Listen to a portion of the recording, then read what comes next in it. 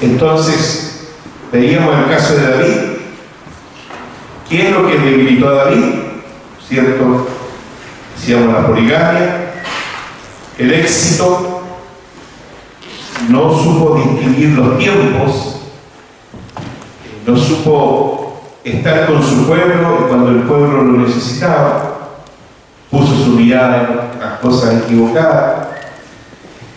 ¿Y cuáles son los errores más comunes sobre el tiempo? El primer error era, decíamos, que no era dar lo mejor hoy, pensando que lo puedo dar mañana. O no dar lo mejor hoy pensando en corregir mañana. El síndrome del mañana comienza. Mañana comienza. Segundo error, suponer que tendremos tiempo para empezar a cambiar a partir de mañana. Y el tercer error, suponer que porque decimos algo ya está hecho. Ese es un error que porque yo lo digo, lo declaro comentario, pensamos que ya está hecho. Ese es un error grave. Las sugerencias finales: ser capaces de reconocer nuestras debilidades, hacer buen uso del tiempo libre, tratar de no ser solitarios y rendir cuentas. Venid luego, dice el Señor, y estemos a cuenta, etcétera, etcétera. Y hablamos como conclusión de dos caminos: arrepentirnos y enfrentar con vergüenza nuestros errores, o alejarnos de Dios racionalizando nuestros pecados. ¿Cuáles son los pasos entonces en la restauración? Y tengamos abierto allí en 2 de Samuel capítulo 12, que es donde va a estar basada la reflexión de esta mañana, y otros textos más que vamos a ir usando en el transcurso de la reflexión.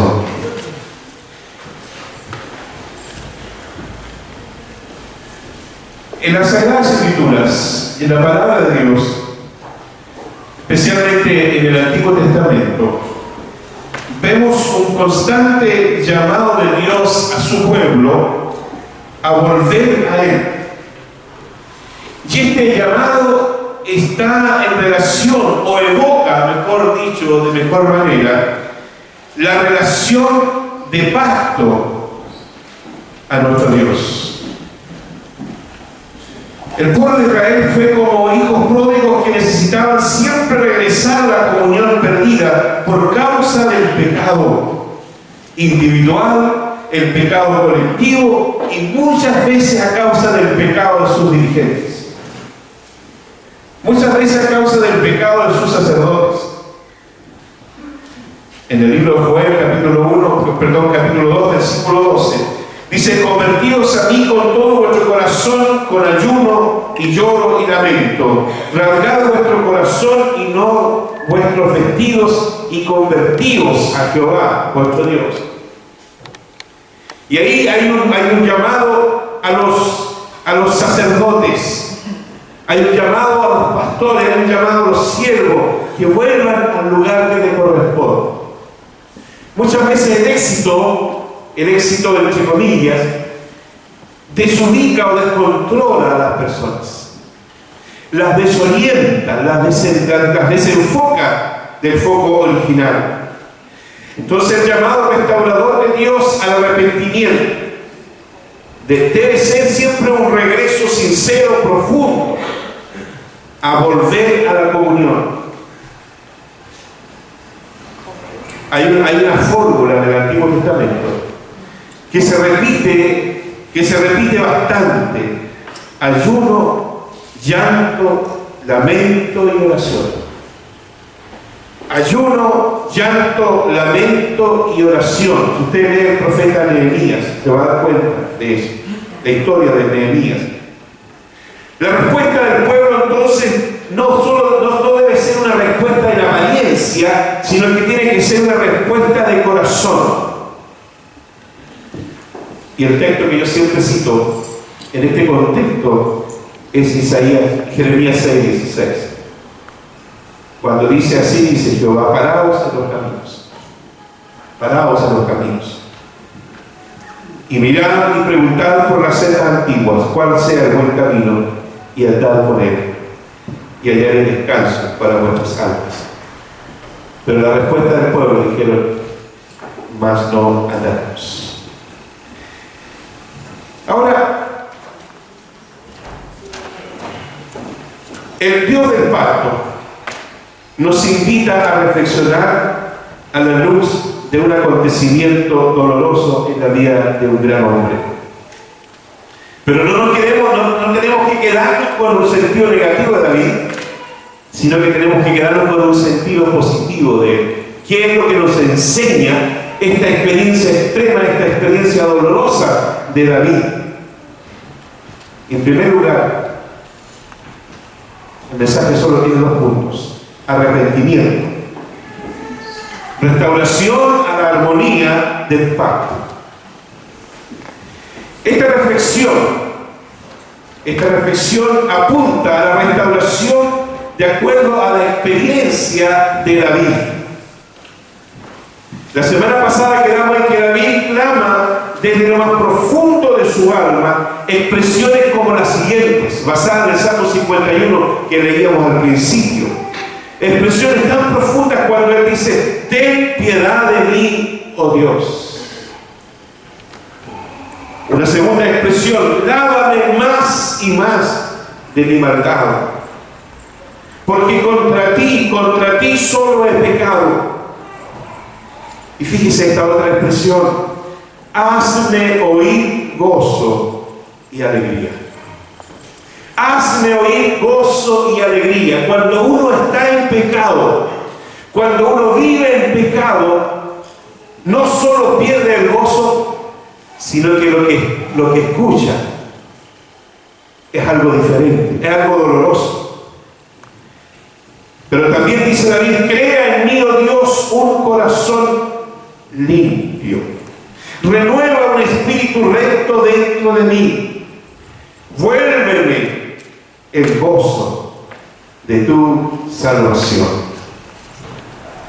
Fíjense que la vida original de este hombre, como la vida original nuestra cuando nos convertimos, cuando recién comenzamos nuestra vida cristiana, la vida original nuestra como la de David era una vida muy hermosa, muy profunda, muy significativa. En el caso de David, él tenía una rica formación espiritual y familiar. Su relación con Dios era una relación profunda que le permitía ser un joven diferente en su época. Ser un joven que marcaba la diferencia, que marcaba una ruta diferente. Un joven que no perdía tiempo en cosas indebidas, sino que en medio del trabajo, en medio del fragor de cuidar las ovejas de su padre, él alababa a Dios, componía alabanzas a Dios. Había una alimentación profunda en su alma, en su relación con Dios, en los campos. ¿Cuántas cosas en los campos, cuando uno va al campo y disfruta de la naturaleza y se conecta con Dios, sobre todo en esas noches de luna, que nosotros le damos hoy día un romanticismo a la luna? Y llegamos a decir luna de miel. Todavía no entiendo cuál es la idea de la luna de miel. ¿Por qué la luna? ¿Qué tiene que ver la luna con la miel? Con el matrimonio. No lo entiendo esa relación. Pero es romántico. Dice: ¿dónde vas a ir a pasar tu luna de miel? Una noche a solas con Dios. Eso era la vida. Esto le valió una experiencia rica para enfrentar sin temor todas las situaciones adversas más adelante. Pero sabe, hermanos, David, como muchos de nosotros, en un momento, en toda esa formación, en todo ese proceso precioso, él descuida su relación con Dios. Y usted me ha escuchado otras veces esta expresión. ¿Qué dicen los diarios? Por un descuido pasó tal accidente. Manejo descuidado. Se quedó dormido. Provocó un accidente grave de ráfaga. Entonces, algo ocurrió en la vida de David, un accidente en su relación con Dios, que lo llevaron a descuidar sus obligaciones en todas las áreas de su vida. Pero lo importante, hermanos, es que Dios interviene. Y porque Dios siempre va a intervenir. Como dije, la vida original de este varón era una vida preciosa. En tercer lugar, Dios interviene. Esta es una frase muy linda que aparece en la Biblia y se repite en la Biblia. Pero Dios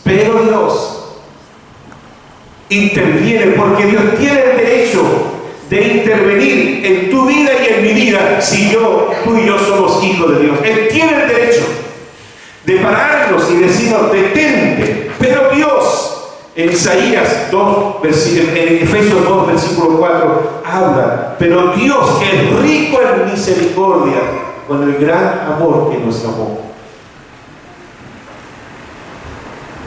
Pero Dios es una frase restauradora. Pero Dios, al ver la situación de David, al ver la situación del pueblo, que, como dijo el Señor, que eran como ovejas sin pastor, porque su rey, su director, su jefe, su estadista, el enviado de Dios, el ungido de Dios, se había equivocado del camino. Pero no debemos crucificar a alguien cuando cae, sino que dice la palabra que con espíritu de mansedumbre debemos restaurar. Dios envió a Natán. Capítulo 12, miren lo que dice el texto, volvamos a leerlo. Dice: Jehová envió a Natán a David. Y viniendo a él le dijo: había dos hombres en una ciudad, el uno rico y el otro pobre. El profeta Natán le cuenta a David una parábola. Natán introduce el mensaje a David con una parábola, porque él quiso provocar en David una reacción. Él quiso provocar en David una reacción propia, como debe reaccionar un rey, un ungido de Dios, frente a una situación de injusticia. Y Natán introduce su mensaje por medio de una parábola que provocó en David una reacción lógica ante el abuso de poder y el mal uso de la autoridad. Dice el versículo 5: entonces se encendió el furor de David en gran manera contra aquel hombre y dijo a Natán: vive Jehová, que el que tal hizo es digno de muerte. David no se imaginaba lo que le esperaba. David lanza una sentencia de muerte contra aquel que había hecho este pecado tan atroz. Dice el versículo 6: y debe pagar la cordera con 4 tantos, porque tal cosa hizo y no tuvo misericordia. La reacción propia del rey frente a una injusticia. Entonces esta palabra produjo en David lo que el profeta quería que se produjera en la vida de él. Vale decir, dicta su propia sentencia con severidad. Entonces, dice otra versión, se encendió en gran manera la ira de David contra aquel hombre y dijo a Natán: vive el Señor, que el que hizo semejante cosa es digno de muerte. Entonces, es muy interesante esta parábola que nos enseña a nosotros a reaccionar de manera adecuada frente a una situación de adversidad. Natán entonces, en forma breve y directa, aplicó a David la parábola. Aplicó a David la sentencia. Pero lo hermoso, la inspiración del profeta, está en que el profeta no dicta la sentencia, sino que es David el que dicta la sentencia. Y cuando emanó de los labios de David la sentencia de muerte para aquel hombre, Natán le aplica la parábola y le dice: tú eres ese hombre. Tú eres ese hombre. Así ha dicho el Señor Dios de Israel: yo te ungí como rey sobre Israel y te libré de la mano de Saúl, te di, etcétera, etcétera, te di todo lo que tú necesitabas. Sin embargo, tus ojos pusieron su mirada en una persona equivocada que no te correspondía, que no era bueno. Natán entonces habla directo de parte de Dios y lo encara recordándole todo lo que Dios había hecho por él. Sin embargo, David se había envanecido, producto de lo que dijimos el domingo pasado. Nunca superó el problema de las mujeres, nunca superó el problema del autoritarismo, no solucionó el problema de no saber los tiempos, de no estar conectado con Dios para discernir lo que el pueblo necesitaba. Pero aquí viene lo más importante y lo más relevante de todo esto. En el capítulo 12, es interesante lo que dice el versículo 9. En esta parábola que provoca esta reacción, hay algo que es muy interesante en el versículo 9. Dice: ¿por qué pues tuviste en poco la palabra de Jehová, haciendo lo malo delante de sus ojos? ¿Qué pregunta más profunda? ¿Qué pregunta más confrontadora? Que podría haber provocado en David una reacción también de muerte y decir a Natán, podría haber enviado a Natán a la muerte, porque él era el rey. Pero fíjese, David era el rey, pero Natán era el profeta de Dios. ¿Y quién es más importante? ¿El rey o el profeta? El profeta, porque traía la palabra de Dios. Como dijo Spurgeon, si Dios les ha llamado al ministerio, no pierdan el tiempo con querer ser reyes de Inglaterra, porque para él siempre fue más importante el profeta que los cargos públicos y políticos. No diciendo que son malos, pero cuando Dios llama a un hombre, ese hombre debe vivir para Dios. Y el profeta Natán no tiene temor, no solo en decirle a David: tú eres ese hombre, sino que el versículo 9 le dice: ¿por qué pues tuviste en poco la palabra de Jehová, haciendo lo malo delante de sus ojos? Hermanos, y esto nos tiene que hacer reflexionar a nosotros hoy día. ¿Por qué muchas veces no tomamos en cuenta la palabra de Dios para organizar nuestra vida, para orientar nuestra vida? ¿Cuántos errores nos habríamos evitado? ¿Cuántas situaciones nos habríamos evitado si primero buscamos el rostro de Dios? ¿Por qué? Le dice: ¿por qué, David? Hombre, tú que desde la niñez fuiste formado, ¿por qué tú que Dios te eligió, te ungió? ¿Por qué tuviste en poco la palabra de Jehová y pusiste otra palabra por sobre la palabra de Jehová? Cuando viene otra palabra que no es la palabra de Dios, naturalmente nos desenfocamos, nos desorientamos. Y en segundo lugar, arrepentimiento, los pasos para la restauración. ¿Qué es más importante? ¿Qué es lo que nos queremos esta mañana? La voz directa de Dios por medio del profeta Natán provoca en David lo que Dios quería que se produjera en la vida de él: un profundo arrepentimiento frente a la realidad de su tremendo pecado. Dice el versículo 3: entonces dijo David a Natán: pequé contra Jehová. Y Natán dijo a David: también Jehová ha remitido tu pecado, no morirás.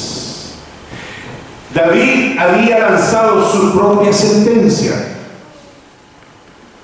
David dijo que aquel hombre que hizo tal cosa es digno de muerte. Sin embargo, Dios es un Dios de oportunidades. Dios es un Dios de oportunidades. Y Dios sabía que Él era capaz de restaurar el corazón de David. Pero para eso, para que haya una auténtica restauración, tiene que haber un auténtico arrepentimiento. Tiene que haber un auténtico arrepentimiento, tiene que haber un llanto, un lamento, tiene que haber lo que dice la fórmula del Antiguo Testamento: llanto, ayuno, lamento y oración. Natán le dice David a Natán: pequé contra Jehová. Y Natán dijo a Jehová: bueno, también Jehová ha remitido tu pecado, no morirás. Pero las consecuencias de tu pecado las sufrirás. Y el domingo pasado vimos cuáles son las consecuencias de tu pecado.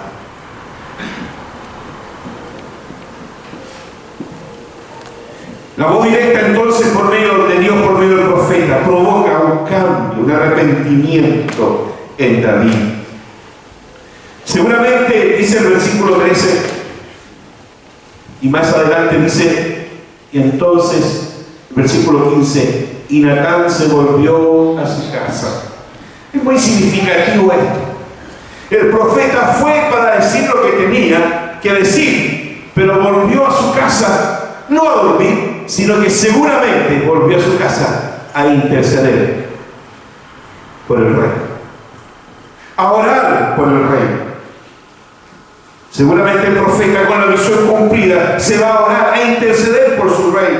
Y seguramente después de esta experiencia, David también se retira a orar, y producto de esa vivencia extrema, escribe más adelante los Salmos 51 y 32 que leíamos al principio. Fíjese que era tal el amor de David. Esta es una nota al margen. Era tal el amor de David por el profeta que le abrió los ojos a su realidad, el profeta que lo enrostra, pero lo enrostra con amor, pero también con severidad, que a uno de los hijos sus hijos David le puso Natán. Primera Crónicas 3:5 aparece eso. Y según Lucas, de esa línea de descendencia nació Jesús, según Lucas 3:31, del nombre Natán, el que enrostra con amor, el que restaura, el que es mensajero de Dios. Eso usted lo puede después corroborar en su casa. ¿Cuáles son los pasos? Y aquí le invito a mirarlo con profundidad. Dice el versículo 20. Lo vamos a leer juntos al versículo 20. Entonces David se levantó de la tierra y se lavó y se ungió y cambió sus ropas y entró a la casa de Jehová y adoró. Después vino a su casa y pidió, y le pusieron pan y comió. Algo muy interesante es que David, en el versículo 16, sin haberse arrepentido, sin haber dado los pasos de arrepentimiento, sin haber quizás reconocido en profundidad su pecado, dice el versículo 16, entonces David rogó a Dios por el niño. Y ayunó David y entró y pasó la noche acostado en tierra. Él intercedió ante Dios por ese niño. Sin embargo, Dios no responde como David quería, porque el niño muere.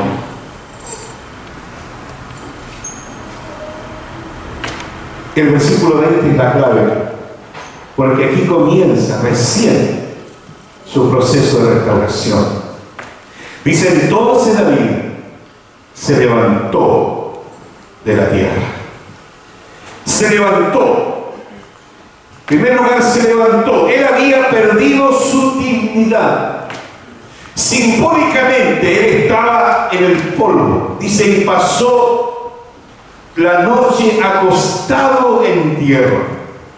Vale decir, su indignidad. No solo el dolor por la enfermedad del hijo, sino que su indignidad hizo que él estuviera postrado en tierra, lamiendo el polvo de la tierra, de su vergüenza, de su pecado. Él había perdido su dignidad, estaba tirado en tierra en señal de dolor, en señal de vergüenza, en señal de frustración. Dice la palabra que se levantó. Significa que él se levanta de su condición indigna, reconociendo que lo que ha ocurrido en su vida fue producto de su situación, de su rechazo a la palabra de Dios, de su descuido. Se levanta, pero él se levanta con una actitud de arrepentimiento.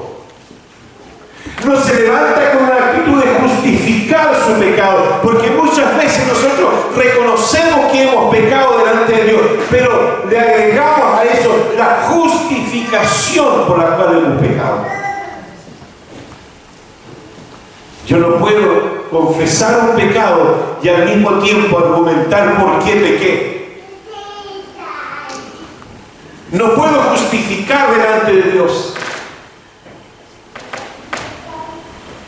sino que tengo que solamente arrepentirme y reconocer que he fallado. Contra ti, dice la palabra, contra ti, solo contra ti he pecado, dice el Salmo 51. Contra ti solo he pecado. Se levanta entonces con una actitud de arrepentimiento. Se levanta recuperando la conciencia. Y esto es tan importante, hermanos. Recuperar la conciencia, recuperar la cordura, recuperar eso que el pecado hace que se pierda, porque el pecado me hace perder la conciencia. Y yo creo que lo que estoy haciendo está bien.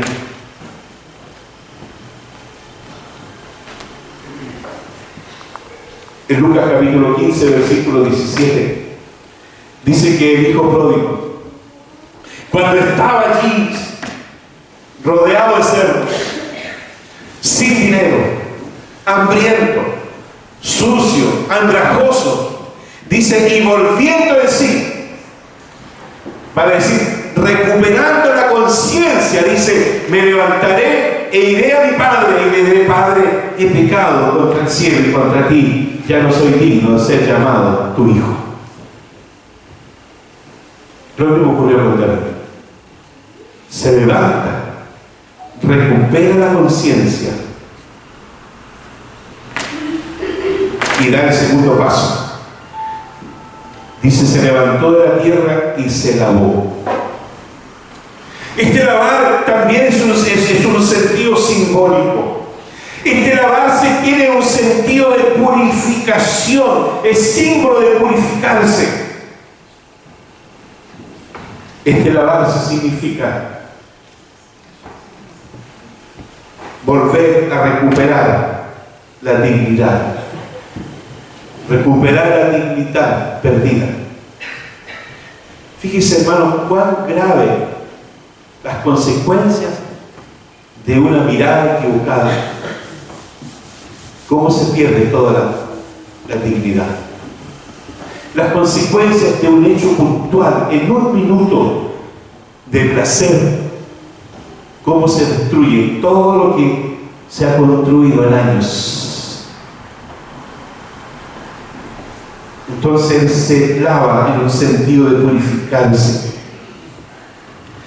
Y en el mismo salmo que mencionábamos, en el Salmo 51, él lo dice, él lo expresa.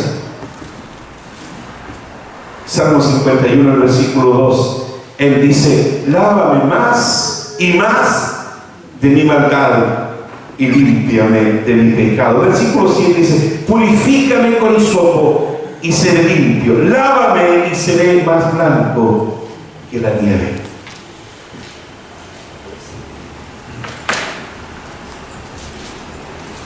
En el último libro del Antiguo Testamento, en Malaquías, capítulo 3. Siempre que uno menciona Malaquías, no, ya va a hablar de los tiempos, el pastor no va a hablar de los tiempos. Malaquías capítulo 3, versículos 2 y 3 dice: ¿y quién podrá soportar el tiempo de su venida? ¿O quién podrá estar en pie cuando Él se manifieste? Porque Él es como fuego purificador y como jabón de lavadores, y se sentará para afinar y limpiar la plata, porque limpiará a los hijos de Leví, los afinará como oro y como a plata, y traerán a Jehová ofrenda e injusticia. Comenzamos diciendo: Señor, ¿quién entrará en tu santuario para adorar? El de manos limpias, el de corazón puro. Entonces, qué importante es para Dios ir a adorarle, pero en condiciones de adoración. Podemos cantar muy hermoso. Podemos cantar muy hermoso. Pero Dios no mira la hermosura de la voz. Dios mira la hermosura del corazón. Hay tantos textos que podríamos citar en la palabra del Señor, por ejemplo, en Jeremías también, capítulo 4, versículo 14, que hablan de este lavarse. Jeremías, capítulo 4, versículo 14, dice: lava tu corazón de maldad, oh Jerusalén, para que seas salva. ¿Hasta cuándo permitirás en medio de ti los pensamientos de iniquidad? Y para ser justos también, quiero usar un pasaje del Nuevo Testamento. Allí en Hechos capítulo 22, versículo 16, dice: ahora pues, ¿por qué te detienes? Levántate y bautízate y lava tus pecados, invocando su nombre. El llamado de Dios entonces es a alabarse, a levantarse, para recuperar la unción, para recuperar el gozo. En tercer lugar dice que Él se levantó, se lavó, y en tercer lugar dice nuestro texto: se ungió. No es que Él se haya auto ungido. Él ya había sido ungido por el profeta Samuel. Pero dice que se ungió. Lamentablemente la unción hoy en día es mal interpretada y es mal usada. Su uso normal en el Antiguo Testamento era para apartar a una persona para una función especial. Para decir, David había sido apartado, ungido para una función especial, como el rey, pero más que como el rey, como el pastor de Israel. Él tenía una rica formación pastoral en el sentido de cuidar ovejas. Por lo tanto, Dios sabía del amor que él tenía por las ovejas. Y él sabía que cada vez que David veía un lobo o un león, él iba a defender las ovejas. No iba a huir a la casa de su padre, sino que iba a enfrentar al león o al oso o al lobo. Él había sido ungido ahora para una función como un estadista, como un rey, como un pastor de Israel. Ahora David se unge como un símbolo de recuperar su función como rey, como el ungido de Dios. ¿Por qué digo esto? Porque él se había enchugado con el pecado. Pero ahora ese yugo le fue quitado para volver a sus labores. Isaías capítulo 10,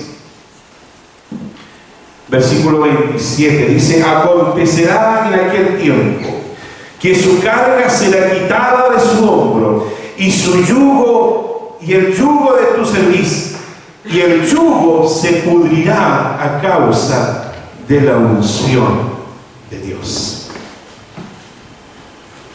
La unción de Dios es para ejercer una función profética en este tiempo para cada uno de nosotros. Pero ese yugo que a lo mejor tú y yo tenemos aún con algún pecado, ese yugo que yo quizás en mi vida privada estoy cometiendo, ahí abajo.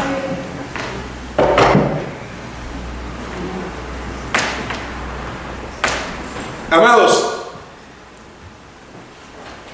cuando yo estoy enyuntado con algo indebido en mi vida privada y llego el domingo a la casa del Señor como si nada, el profeta Natán está aquí en esta hora para decirte: tú eres ese hombre, para que restauremos la comunión. Porque yo no puedo adorar a Dios con manos sucias. No puedo honrar a Dios con manos sucias. Por eso, mi hermano, este mensaje no es para encarar a David. Este mensaje de David es para encararme a mí. El profeta Natán te está hablando a ti y a mí, para que podamos reaccionar. Porque tenemos que ser una iglesia santa, una iglesia pura, una iglesia restaurada, para que los que vengan aquí encuentren restauración y no salgan manchados. Entonces el tema es serio.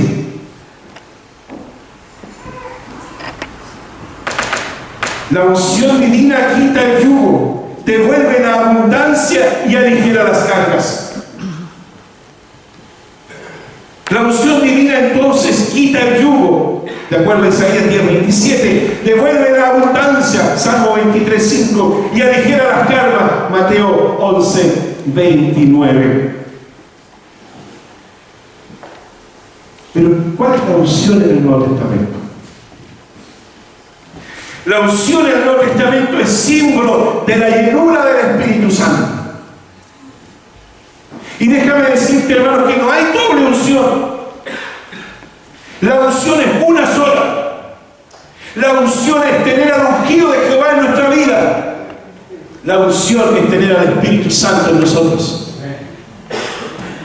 Si alguien inventó una doble unción, doctrinalmente está equivocado. Porque si hay una doble unción, tendría que haber una triple unción. La unción es una sola. La llenura del Espíritu Santo en tu vida y en mi vida. Y esa llenura me hace discernir. Y si Satanás coloca en mí una mirada equivocada, esa llenura me hace discernir que yo no debo mirar eso, que yo no debo tocar eso. Siempre hago mención a este corito que se le enseña a los niños, pero es que hay que enseñárselo a los viejitos, a los más grandecitos. Cuidadito tus ojitos lo que miran. Cuidadito tus manitos lo que toman, porque hay un Dios. Cuidadito tus piecitos donde andan, a dónde van. Y ahí la pregunta típica: pastor, ¿puedo ir a tal lugar? Y un pastor moderno, que diría un poco moderno, decía: anda nomás, hijo, donde tú quieras. Anda nomás. Alégrate, joven, en tu juventud. Y anda los caminos de tu adolescencia. Pero ten cuidado, dice, sobre todas estas cosas te juzgará Dios. Entonces, si usted dice: mira, yo siempre digo esto, si usted va a un lugar y le dice al Señor: mira, Señor, aquí no es bueno que tú entres, quédate afuera, Señor, yo voy a luchar a este lugar donde el Señor no puede entrar, no entres. Sencillamente no hay interés. La unción del Nuevo Testamento. Primera de Juan capítulo 2. Primera de Juan capítulo 2. El versículo 20 dice así: pero vosotros tenéis la unción del Santo y conocéis todas las cosas. No necesitamos una doble unción porque el ungido está en nosotros. Y dice el versículo 27: pero la unción que vosotros recibisteis de Él permanece en vosotros, y no tenéis necesidad que nadie os enseñe, así como la unción misma os enseña todas las cosas, y es verdadera y no es mentira, según ella os ha enseñado, permanecer en Él. El Espíritu Santo, dice, nos guiará toda verdad en nosotros. Por lo tanto, si tú y yo hemos sido ungidos por el Espíritu Santo, no necesitas otro tipo de unción dada por otras. El único que unge es Dios. En cuarto lugar, en este camino de restauración, dice que no solo se levantó, no solo se lavó, no solo se ungió, sino que se vistió de nuevo. Sus ropas estaban manchadas con la sangre de su amigo. Él había dejado su vestidura real, se había vestido de ropas viles, se cambió las ropas que estaban manchadas por su pecado, adulterio, muerte y sangre. La palabra de Dios dice que son bienaventurados los que lavan su ropa para tener derecho al árbol de la vida. Cuando Dios miró a David, no resistió su mirada, porque lo vio al David que él había visto cuando él era pastor de ovejas. Cuando él era pastor de ovejas, Dios dijo de David que él iba a ser un rey de acuerdo a su corazón. Pero ahora cuando mira a David, mira a otro David. Y Dios manda al profeta, porque él quería mirar a David, nuevamente el David que él había ungido. Cuando Dios nos mira, cuando Dios te mira a ti, cuando Dios me mira a mí, ¿qué es lo que quiere ver Dios en ti y en mí? A su Hijo, Jesucristo. Pablo dice que Él tiene dolores de parto hasta que Cristo sea formado en nosotros. Entonces Dios quiere mirarte en ti y en mí a Jesucristo, porque Él es el que está formándose dentro de nosotros. Pablo dijo: ya no vivo yo, es Cristo el que vive en mí. Entonces Él se viste de nuevo. Dios quiere mirarnos y ver en cada uno de nosotros la persona de su Hijo, pues su sangre preciosa es la única que nos limpia de todo pecado. Solo menciono al profeta Zacarías en el capítulo 3, cuando Josué, el sacerdote, dice que estaba vestido de ropas viles, y en esa condición él no podía seguir ministrando allí en el templo. Y le dice allí en Zacarías capítulo 3, versículo 4: te he quitado tu pecado, te he quitado tus ropas viles. Pero sí quiero mencionar Eclesiastés capítulo 9, versículo 8. Eclesiastés capítulo 9, versículo 8 dice: en todo tiempo sean blancos tus vestidos y nunca falte un ungüento sobre tu cabeza. Esto indica una santidad constante, siempre en condiciones que cada vez que Dios te mire, que cada vez que Dios me mire, vea en mí un hombre y una mujer santa, un joven y una mujer santa, un hombre y una mujer mayor santa. En todo tiempo Él vea que tú y yo somos santos. Y finalmente, hermanos, no solo David se levantó, no solo se lavó, no solo se ungió, no solo se vistió de nuevo, sino que dice que se unió a la familia de Dios. Dice nuestro texto que entró a la casa de Dios. ¿Cuál es el llamado entonces, hermanos? Cuando el pecado nos aparta de Dios, el pecado nos aparta de la comunión, el pecado nos aparta de estar con mi hermano, el pecado me evita encontrarme con mi hermano. El pecado hace que yo pierda no solo la comunión con Dios, sino que la comunión con mi hermano, con mi hermana. No lo quiero ver, no quiero ver, no quiero que me salude, no, porque yo estoy mal. Él se unió a la familia de Dios. El llamado entonces es siempre a congregarnos. Hebreos 10:25. Recuperó la comunión, recuperó la santidad, recuperó la unción, y ahora él podía ir y unirse a la adoración. Ahora sus manos estaban limpias, ahora su corazón estaba limpio, ahora sus pies estaban limpios, ahora él estaba en condiciones. Y dice el último punto del mensaje: y se dispuso a adorar. Y se dispuso a adorar. La adoración es el indicativo de una genuina restauración. El pecado no confesado produce lloro, produce lamento, produce sequedad, como leímos en el Salmo 32. Pero también dice el Salmo 32, versículos 6 y 7, habla de la confesión. Dice: mi pecado te declaré y no encubrí mi iniquidad. Ahora él pudo adorar en espíritu y en verdad. Pero lo más importante, él recuperó el gozo. Él recuperó el gozo. Él lo dice en el Salmo 51. Vuélveme.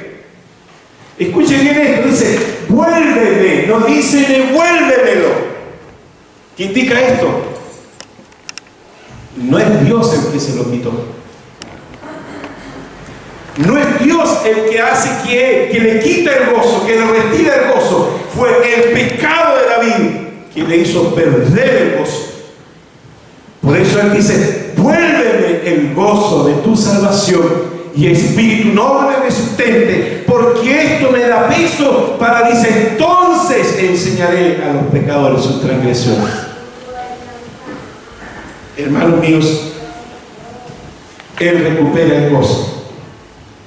Y observe cómo termina el versículo 11 del Salmo 32. Por eso le decía adelante, hermano, cantemos con gozo. Alegraos en Jehová y gozaos justos, y cantad con júbilo todos vosotros los rectos de corazón. Que Dios nos bendiga. Que Dios nos bendiga. Amén. Entonces podemos adorar con un corazón limpio. Alegraos en Jehová y gozaos justos. Quiero invitar a que se ponga de pie ante el Señor. ¿Qué vamos a